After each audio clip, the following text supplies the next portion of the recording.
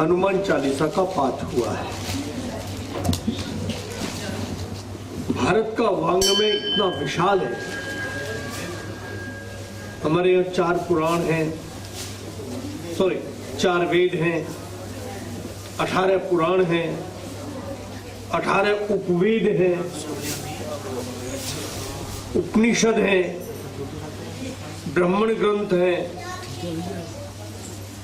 महाभारत है, रामायण है, और रामायण भी अनेक प्रकार की। गोस्वामी जी ने कहा रामायण सतकोटि अपारा, और छोटी सी हनुमान चालीसा भी, जिसमें केवल 40 लाइन है। हनुमान चालीसा गजब का ग्रंथ,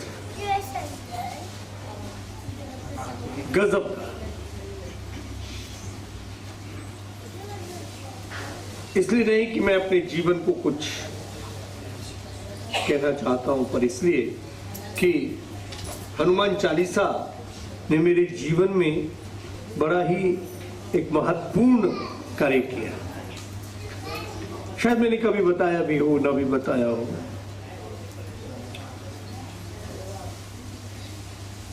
मैं स्वयं तो मिलिट्री में जाना चाहता था,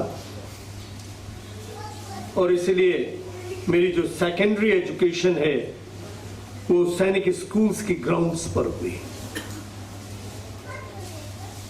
किंतु भाग्य नहीं चाहता था कि मैं मिलिट्री में जाऊं, इसलिए 2 मेडिकल कमियां मेरे में लाए। एक तो मेरी पर्याप्त हाइट नहीं थी, वो तो बढ़ जाती, अगर एनडीए चला जाता तो वो जानते हैं बढ़ाना, वो बढ़ा देते, उसका कंसिडरेशन हो गया था। दूसरा, I am coloured blind, I can not differentiate between purple green and parrot green. और मिलिट्री में सबसे ज्यादा ग्रीन कलर का ही खेल है, इसलिए वो पर्पल ग्रीन और पैरेट ग्रीन दोनों में डिफरेंशिएशन न करने के कारण I was medically disqualified to join NDA. उसके बाद मेरे फादर चाहते थे कि मैं सिविल सर्वेंट बनूं। I should have been in civil services. That's what my father wanted. Academically अगर मैं बहुत ब्राइट भी नहीं था तो डल भी नहीं था, तो सारे चांसेस थे सिविल सर्विसेज में जाने की। ऐसा नहीं था कि मैं नहीं जा सकता था। मैंने स्वयं 2 नौकरियों के लिए यूपीएससी का, union public service commission, India में जो सिविल सर्विसेज के लिए एग्जाम कंडक्ट करता है, सारी सर्विसेज के लिए, सेंट्रल गवर्नमेंट की सर्विसेज के लिए वही करता है। मैंने भी 2 फॉर्म भरे, एक तो सिविल सर्विस कंबाइंड एग्जामिनेशन के लिए, और एक ऑल इंडिया रेडियो में प्रोग्राम एग्जीक्यूटिव के लिए। वो मेरी क्या कह सकते हैं, चॉइस का विषय था। I wanted to be. Form भरा और मैंने अपने पिताजी को पत्र लिख दिया कि I have filled up the forms for civil service combined examination as well as for programme executive in All India Radio. Let's see. उन्होंने एक पत्र लिखा कि एक पंडित जी रहते हैं जिला गाजियाबाद में ही, हापुड़ के पास कैली गांव है, पांची, कैली पांची कहलाता, उनसे तुम जरूर मिल लेना और वो जो कहे वो जरूर करना। My father had faith in him, क्योंकि जिस दिन हमारे पिताजी का जन्म हुआ था, कहते हैं वो हमारे गांव में आए थे, और हमारी परदादी ने पूछा था ये पोता कैसा रहेगा। उन्होंने कहा ये तो हाथियों पे चला करेगा। तो my father had faith in him. तो आजकल के हाथी गाड़ियां हैं, और उस जमाने में गाड़ी की कल्पना करना भी एक बहुत बड़ी बात थी। My father got government vehicle and then he had his own vehicle also. उनको उन पे बहुत विश्वास था और कई बातों पर विश्वास था, उन्होंने मेरे से लिखा। मैं पांची पहुंचा, पंडित जी वहां थे नहीं। पता चला एक कस्तला गांव है, वहां है। मैं वहां गया, वहां भी नहीं मिले। एक पिलखवा कस्बा है, मुझे पता चला। और वो बाबूजी की आज्ञा का पालन तो करना ही था। हम जो है पिलखवा पहुंचे। वहां भी पहुंच गए जहाँ पंडित जी थे, और पंडित जी ने देखते ही जो है ना वो हिंदी की ब्रज भाषा, गालियां, एक सांस में कितनी गालियां मुझे दे दी। चले आते हैं और यहाँ से शुरू करके पता नहीं क्या क्या। पुराने समय के जमाने के पंडित थे और वो गालियां आप समझ सकते हैं क्या कैसी कैसी गालियां दी होंगी। मैं अपनी वाणी से उनका उच्चारण नहीं कर सकता। मैं चलने लगा वापिस।